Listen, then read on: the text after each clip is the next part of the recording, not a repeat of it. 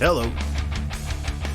How's everybody doing, man? I appreciate everybody tuning in. It's been a little bit of time since we last spoken. It's been a long time. I guess I shouldn't have left you without a dope beat to step to. Freaky. No, but hope everybody's had a wonderful day. I'm actually recording from a new location. It's my first time broadcasting from... I don't even know what I would call this location, but we have an esteemed guest visiting us this week, so go ahead and commandeer the guest room. But I hope everybody's had a marvelous day, and this episode actually wanted to do a little bit last week, but timing was a little screwy, so we're going to do it now, even though it's a little bit of a old story. We're going to talk about Mr. Magoo. Oh, Magoo, you've done it again. Yeah, we're talking about Mr. Magoo. He, the G7 summit, as we all know, has passed now. It's been about, I'd say about a week and a half. And just about 2 weeks. But the media was overwhelmingly glowing about Mr. Biden's time at G7, of course. I don't know why anyone would expect anything different. It's quite obvious that they're not going to scrutinize Joe Biden to the extent that they did Donald Trump, although when he did blow up at that reporter, CNN was forced to do their job, albeit begrudgingly, right? Anyhow, ladies and gentlemen, those photos that you see on the screen, those are hard to come by, number one. I would like to tell you everything I had to do to be able to recover those photos, but then I'd have to kill you. But suffice it to say, these are the photos that the media will not show you, that they don't want us to talk about. Although they did have one of their faces out talking about it. One of their talking heads, Trevor Noah, said it was an optical illusion, that there was a fight or any kind of conflict.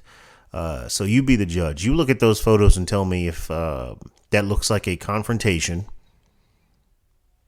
or an optical illusion. It goes back to what I said in an earlier episode, man. They don't want you to believe what you see. Just believe what we tell you, and everything will be fine. As long as you take the puzzle pieces one at a time as they're presented to you and don't try to put them together, everything is fine. Well, we are on... what website is this? This is RT. Okay, I don't know what RT stands for. Ruptly, there it is. So, not only did Joe Biden get punked out by the president of France, which is who you see there, putting his finger at Joe Biden, looking like he's telling him if he doesn't pick his Legos up one more time, looking like he's telling him if he has to tell him one more time not to put his strained peas on the floor. And really, what does it for me is that that third photo. I think it is the deflected. Yeah, it's the third one. That the angle of his head, the deflection of his head, you can clearly see him looking down. He's being scolded. He's being punked. And look, part of me feels bad for him to an extent. Really only to the extent that I pity any senior citizen that's put in a situation that they physically, mentally cannot handle. That they're kind of being exploited or mistreated. It's abuse is what this is. This is elder abuse, making him go through these emotions, making him go through these motions. It's elder abuse.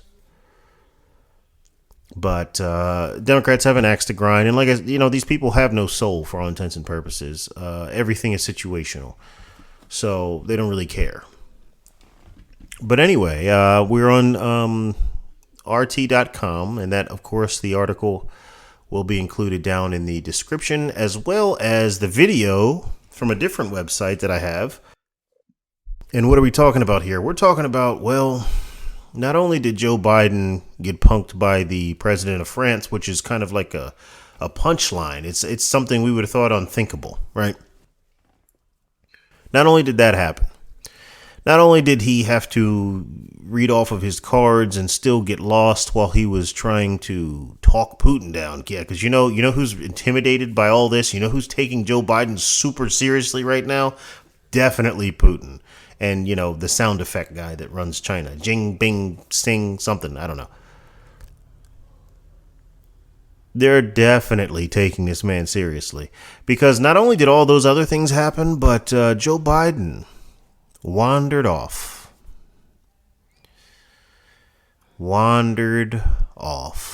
At G7, a conference hosting the most powerful leaders of the world. Some of which, by the way, are depending upon us for protection against China and Russia. And what do they see? They see a man who was not elected, who is sitting in the White House, who's currently occupying the office of the most powerful position in the world, or at least it was, wandering off because he doesn't know where he is. The headline reads, "Painful to watch. Joe Biden apparently gets lost at G7 summit, wanders into cafe." U.S. President Joe Biden was seen wandering around a cafe in Cornwall, England, before his wife stepped in and led him away. Nurse Jill to the rescue. Conservatives who have long questioned Biden's mental acuity called the video, quote, "painful to watch." Video footage posted online on Friday, but largely ignored by the mainstream media, shows Biden wandering slowly into a cafe terrace. Someone on the terrace, most likely an ITV journalist, asks, "How are your meetings going in Cornwall?" Biden then freezes, flashes a thumbs up, and replies, "Very good." There's an embedded Twitter video down here for you to look at. First Lady Jill Biden, aka Nurse Biden, then steps in and beckons her husband toward her before leading him away by the hand as diners laugh out loud. Ladies and gentlemen, the President of the United States.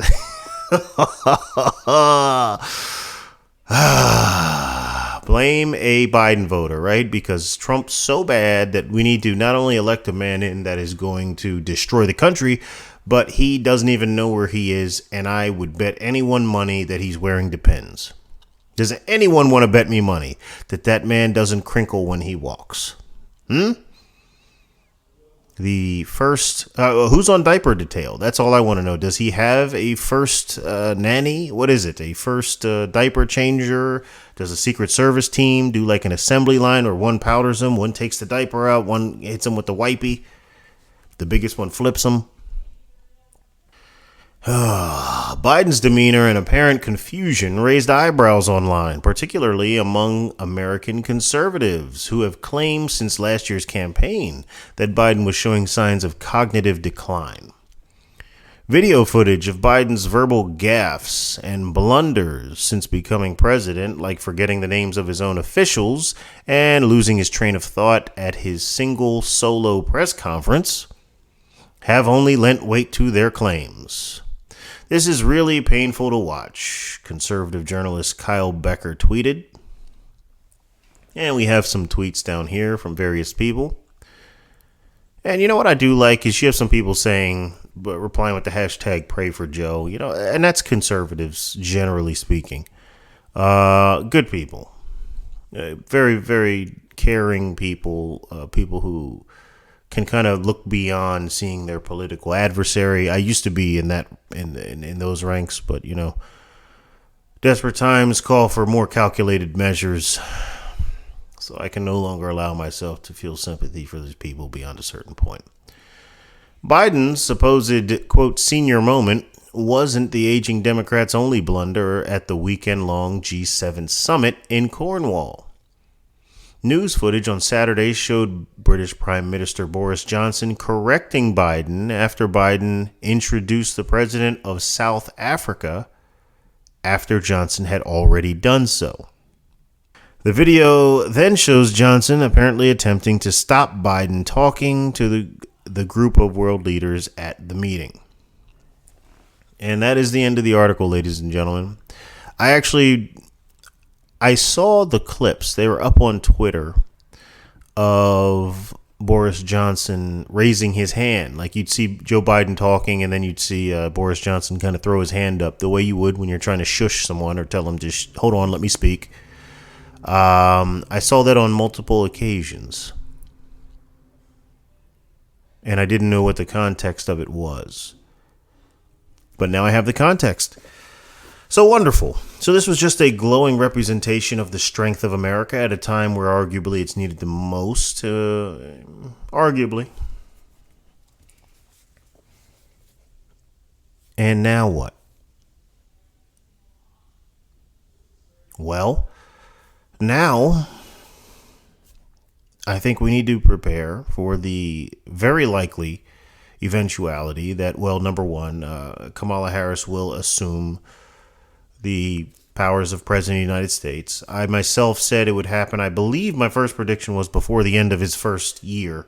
So we're still on track for that, because as CNN and all of these other news stations, what passes for it at least, are lesser and lesser able to run cover for them, to run political cover for them. As the defense of Biden as a competent, mentally adroit political figure become more and more untenable, I think the hand will be forced, and Kamala will assume, at least publicly, right, and openly assume the role, the mantle of president, or king or queen, as it were, because neither one of those motherfuckers got elected in. So, in the meantime, we get to look weak in front of Russia and China, but that's really actually the least of my concerns, because I do not believe China wishes to go to war with us. If you read Sun Tzu's Art of War, one of the tenets of that is that when you're battling an enemy, especially one that's desperate, especially one that's weak, you leave him an avenue of escape. You don't close off all means of escape. Because if you corner him and then he becomes desperate and thinking he can't escape, he can't go home, he will fight you harder than he's ever fought you before. So in keeping with that, well, they already own parts of the American media, talking to you, CNN. They already own the World Health Organization. They already own a plethora of American commercial giants, i.e. the NBA, i.e. Disney, and therefore ESPN. They already own all of these. Their footprint in America is already indelible. They have a stronghold here, not to mention all of their operatives that are in bed with various people. Zuckerberg, McConnell, the like. Eric, what was that guy's name? Merrick Garland. I think was his name. I don't remember. One of the guys in Biden's cabinet now. So, with a presence that strong, it really doesn't benefit them at all to go to war with us. It really doesn't benefit them at all to turn this into open conflict. Why risk their current position when they can really just let us bleed out? And that's essentially what's happening right now. So I don't concern myself with China. It doesn't make strategic sense for them to turn to an actual war. Russia, on the other hand, I don't think wants to war with us. Now, I do believe Joe Biden is trying to pick a fight with Russia. And I think that stems from Russia wanting to bring the Ukraine back into its fold, to reunite the Soviet Union, right? To reassemble it, as it were. But then, not for nothing, the Ukraine has been a pain in the ass with Russia in terms of its pipeline with gas, exporting its natural gas to other countries, specifically the Western European countries. So the Ukraine has kind of been, that little punk kid that talks a lot of trash because he runs with, he's got a couple of big guys in his crew. And let's not forget, the Ukraine is where Joe Biden did his dirt. It's where Hunter Biden got his little cozy job that he wasn't qualified for, that he was making about $1 million a year for.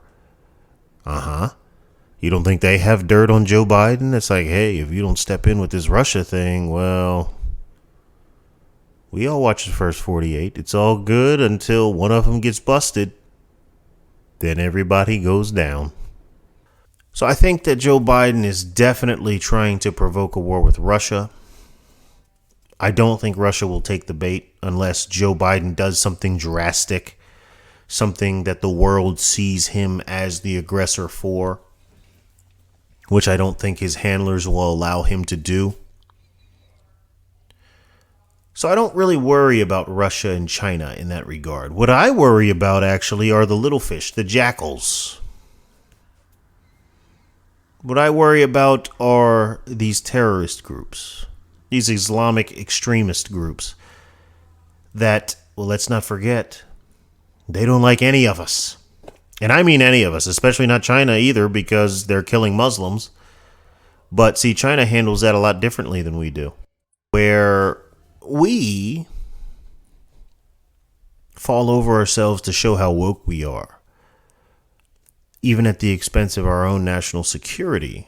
China doesn't have that image problem. China's not as vain as we are, because that's what it comes down to. It comes down to vanity. It comes down to trying to show off how advanced we are, how gilded we are. We don't even worry about stupid things like security. That's so third world. Yeah. Doesn't have those problems of ego and pretense and trying to project this image of being the world's place to hang out. Just being the guy that's cool with everybody. I really feel like that's the Democrat mantra, is just trying to be the cool kid at all times, regardless of what the cost is. Just must look cool at all times, must look hip at all times. Can't look worried, can't look stressed, can't look, it's all image. Because it damn sure isn't substance. But anyhow, I worry about those groups getting emboldened, especially when you couple that with the fact that under this administration, for the first time in, my lifetime at least, the United States has negotiated with a terrorist. Remember when the pipeline got shut off and the hackers demand a ransom and Joe Biden punted? And he said, well, I'm just going to leave it up to the company. And what did the company do? The company paid, of course, because that's what companies do. They're not there to make political statements, although a lot of them do. And it's because they think that's how most of us are leaning, which is inaccurate. And that's why it's important for us to speak with our dollars.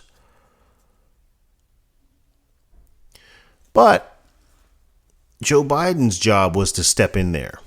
And that's interesting, right? Because you never usually have to coax the Democrats to step into something, right? They're usually ready to get involved in other people's affairs. Just not this one, huh? Just not the one you were supposed to get involved in, where they were holding fossil fuels, important energy for the nation hostage. And you said, we'll just leave that up to them.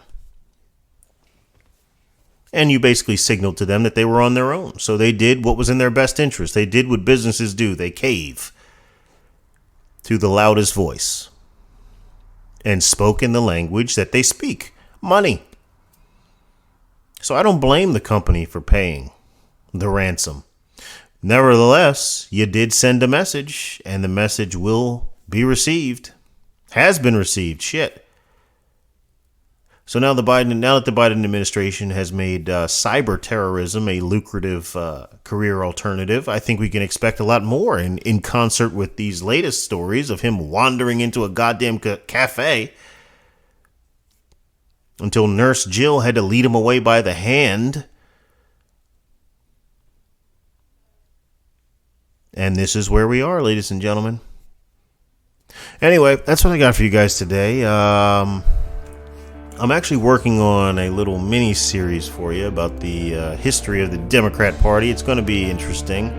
At least I think it is. I've just been doing some light research over here, and man, shit is blowing my mind how these people have not changed in hundreds of years. But anyway, be on the lookout for that. That'll probably be dropping. I think I'll drop episode 1 of that next week. So, until the next time we meet, ladies and gentlemen, peace.